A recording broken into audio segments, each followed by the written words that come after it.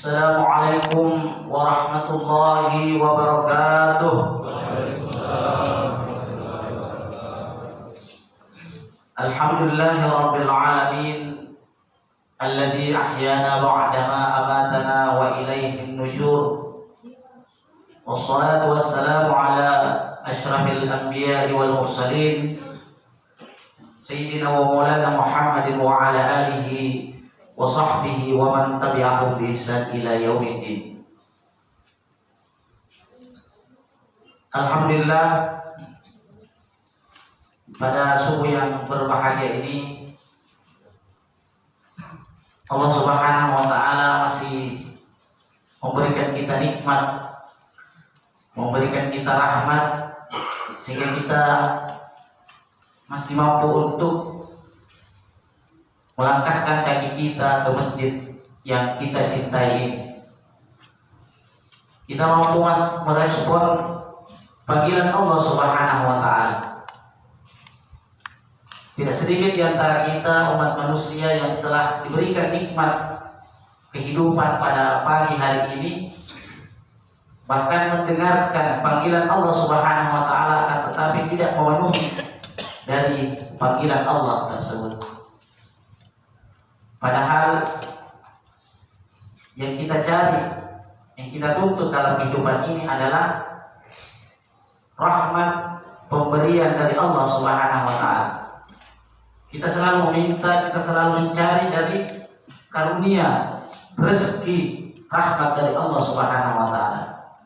Sehingga kita mesti dan patut untuk senantiasa mensyukuri apa yang Allah telah berikan kepada kita sampai saat sekarang ini. Dan kita mengawali hidup kita dengan melaksanakan ibadah salat. Dengan ditandainya kita telah melaksanakan salat subuh secara berjamaah dan di masjid yang kita cintai. Dan tentu salat inilah yang merupakan tonggak, menjadi tiang penyangga di dalam kehidupan kita, di dalam agama kita, dalam segala aspek kehidupan, baik di dunia maupun di akhirat. Kalau kita berbicara agama, banyak orang yang mengarahkan ini ada kaitannya dengan akhirat, sehingga ketika kita sholat memaknai bahwa sholatlah yang menjadi kunci daripada surga. Amal yang pertama yang akan dihisab, yang akan dihitung, yang akan diperiksa adalah sholat. Kalau baik sholat kita sempurna, ibadah sholat kita, maka sempurnalah ibadah yang lain. Kalau ibadah sholat kita baik, dikatakan dalam sebuah riwayat, faiza shaluhat, kalau ibadahnya salatnya bagus, maka baguslah ibadahnya yang lain. Faiza fasadat, akan tetapi kalau salatnya rusak, salatnya tidak baik, maka menjadi cerminan bahwa ibadah yang lain itu juga tidak baik. Akan tetapi kita kembali di dalam kehidupan di dunia ini. Kenapa kita mesti melaksanakan sholat? Tentu banyak hal yang akan kita dapatkan dalam melaksanakan ibadah sholat ini. Bukan hanya mendapatkan pahala, menjadi pundi, ladang atau tempat mengumpulkan pahala, akan tetapi sebagaimana beberapa tujuan yang Allah beritakan kepada kita di dalam Al-Quran, salah satunya di dalam surah Al-Ankabut dikatakan bahwa inna sholata tanha 'anil fahsya'i wal munkar, bahwa sesungguhnya salat akan mencegah pelakunya, perbuatannya untuk melakukan perbuatan yang keji dan perbuatan yang mungkar. Ini ada dua, ada namanya perbuatan keji, ada perbuatan mungkar. Kenapa dibagi dua? Karena ada dua perbedaan, ada dua perbuatan yang tidak bagus, perbuatan buruk, yaitu al-fahsya dan mungkar. Banyak orang yang melakukan fahsya tapi tidak melakukan kemungkaran. Ada juga orang yang melakukan kemungkaran tapi tidak melakukan fahsya, tapi ada juga melakukan kedua-duanya. Lalu apa perbedaan dari al-fahsya dengan al-mungkar? Ya, menurut dari ceramahnya Ustaz Abdul Somad mengatakan bahwa kalau al-fahsya adalah keburukan atau kejahatan yang berhubungan dengan seks, dan al-mungkar adalah berhubungan dengan perbuatan-perbuatan pelanggaran hukum, perbuatan dosa dan perbuatan maksiat kepada Allah Subhanahu wa ta'ala. Banyak orang yang kelihatannya baik, tidak pernah melanggar, tidak melakukan maksiat, akan tetapi dalam perbuatan yang berhubungan dengan gender, yang berhubungan dengan lain jenis, itu tidak baik. Begitu pula ada orang yang mungkin dia katakan dia setia, tidak pernah melakukan perselingkuhan, akan tetapi perbuatan-perbuatan lain dia mau dia lakukan.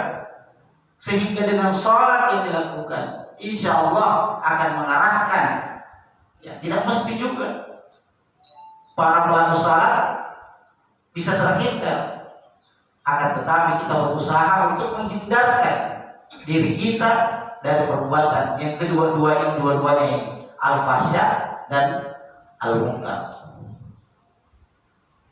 Ya tentu banyak hal yang bisa kita dapatkan secara pribadi masing-masing dari pelaku-pelaku salat ini. Bukan kita hanya berpikir bahwa banyak pahala, bahkan sudah ada jaminan untuk mendapatkan kunci surga. Padahal Rasulullah SAW dalam riwayat dikatakan bahwa intafahat qadamahu. Rasulullah SAW melakukan salat bukan hanya salat wajib yang dilakukan, bahkan salat-salat sunatnya banyak sekali yang dilakukan. Dan ini mungkin menjadi perbedaan antara kita umatnya dengan Nabi Muhammad. Perbedaannya sedikit saja dari salat. Kalau Rasulullah sedikit-sedikit salat, kalau kita salatnya sedikit, jadi sedikit jadi perbedaannya. Rasulullah sedikit-sedikit salat. Karena salat adalah menjadi solusi dari semua permasalahan. Ketika Rasulullah SAW mendapatkan nikmat, mendapatkan berita yang bagus, dia langsung melaksanakan salat. Ketika berada di tempat-tempat tertentu, dia melaksanakan salat. Ketika terjadi suatu keajaiban dunia, misalnya terjadi gerhana, Rasulullah SAW melaksanakan salat sampai dikatakan bahwa intafahat qadamahu, sampai mata kakinya itu bengkak, bukan betisnya. Jadi ini juga sama dengan kita. Banyak juga orang yang melaksanakan sampai bengkak kakinya, tapi bengkak memang baru salat, bengkak di kakinya baru salat. Kalau Nabi salat sampai bengkak mata kakinya, sehingga ditanya, ya Rasulullah, bukankah engkau telah mendapatkan jaminan surga?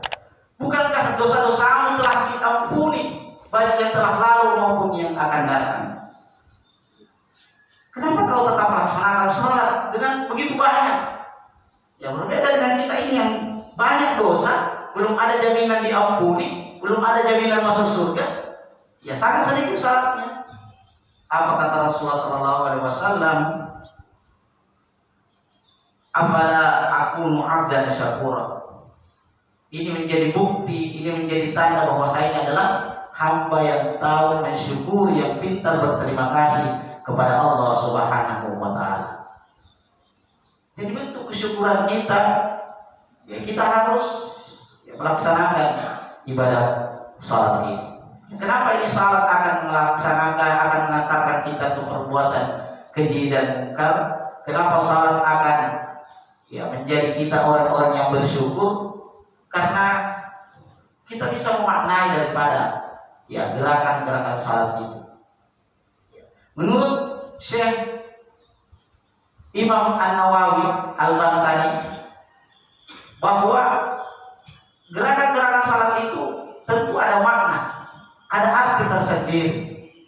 Mulai kita berdiri sambil mengangkat tangan dan bertakbiratul ihram, karena definisi salat itu dimulai dengan takbiratul ihram dan diakhiri dengan salam.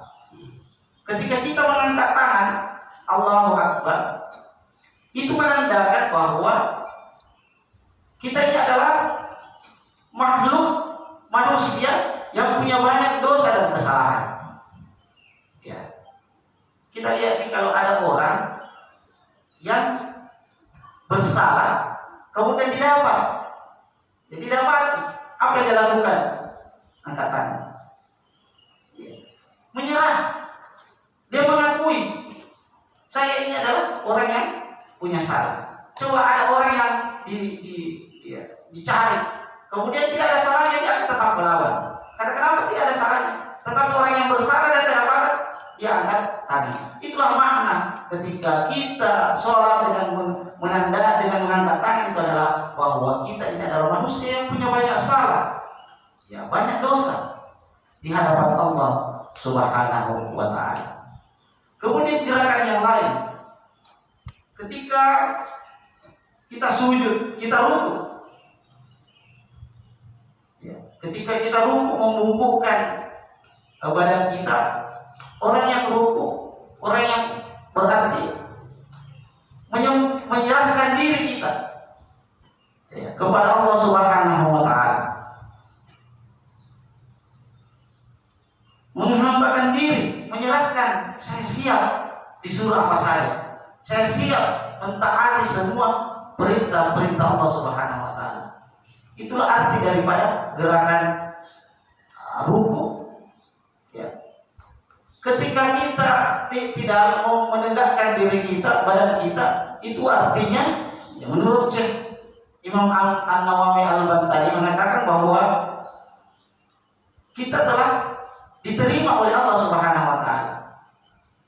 Coba misalnya ketika kita datang menghadap ke pimpinan atau ke guru atau kepada siapa saja, ketika kita menyerahkan diri kita, setelah kita diterima, setelah kita dimaafkan, baru kita mengangkat badan kita, merasa lega, merasa gembira.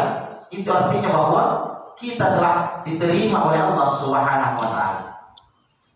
Kemudian gerakan sujud. Ada dua sujud. Sujud pertama, kemudian duduk lagi, kemudian sujud lagi yang kedua. Ini artinya bahwa kita sujud menyentuhkan dahi dan hidung, bahkan wajah kita ke bumi, ke tanah, bahwa kita ini sadar kita ini berasal dari tanah. Kita ini asalnya dari tanah.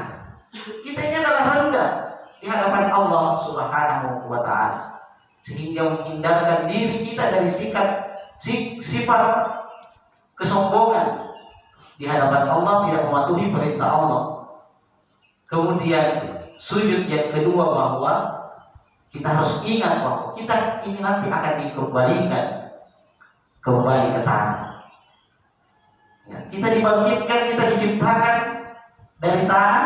Itu sujud yang pertama, dan sujud yang kedua, ingat bahwa kita akan dikembalikan, kita akan kembali bersatu dengan tanah.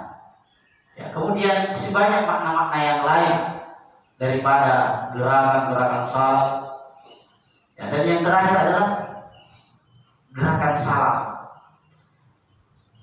Kita mengucapkan salam kemudian menoleh ke kanan dan menoleh ke kiri. Maknanya adalah bahwa kita nanti akan menerima catatan. Makanya pertama ke kanan. Kita menerima catatan amal baik kita nanti. Setelah kita dibangkitkan dari kubur, setelah kita dihisab, dihitung amal-amal perbuatan kita, kita menerima amal perbuatan kita dari kanan, dan kita berharap agar tidak menerima catatan amal kita dari sebelah kiri. Di dalam kehidupan ini juga kita harusnya selalu menoleh ke kiri dan ke kanan. Bukan hanya lalu ke kiri atau ke kanan sambil bergoyang. Kita menoleh ke kanan, kita menoleh ke kiri, artinya kita juga harus melihat saudara-saudara kita. Ketika kita hubungan kita kepada Allah Subhanahu wa taala sudah baik, ketika kita sudah diterima oleh Allah Subhanahu wa taala sebagai hamba yang patuh, hamba yang tunduk, setelah dosa-dosa kita telah diampuni oleh Allah Subhanahu wa taala, kita juga harus berkomunikasi, kita juga harus bersosialisasi dengan tetangga kita yang ada di sebelah kanan, yang ada di sebelah kiri kita. Mungkin ekonomi kita sudah bagus, mungkin kita sudah mendapatkan posisi yang baik, mungkin strata sosial kita baik, terhormat, akan tetapi bagaimana dengan saudara-saudara kita yang ada di sebelah kanan? Bagaimana saudara-saudara kita, keluarga kita yang ada di sebelah kiri? Mungkin ibadah kita sudah bagus, kita sudah salat dengan baik, sempurna, kita sudah berjamaah dengan baik, kita mampu untuk melakukan puasa, bersedekah, akan tetapi bagaimana dengan saudara-saudara kita? Maka menjadi tanggung jawab kita untuk bukan hanya sekedar melihat, karena tahu ada cerita, tetapi ini anakku dilihat saya tidak sampai keluar dari rumah, akhirnya anaknya itu orang keluar dari rumah ditabrak mobil. Kenapa? Karena perintahnya dilihat saya anakku. Bukan hanya sekedar melihat, tetapi bagaimana kita saling membantu, bagaimana kita saling mengingatkan minimal agar mereka tidak terjerumus ke dalam kesalahan dan kembali kepada Allah Subhanahu wa taala. Mudah-mudahan salat yang kita lakukan selama ini tidak hanya sekedar menjadi rutinitas, menjadi formalitas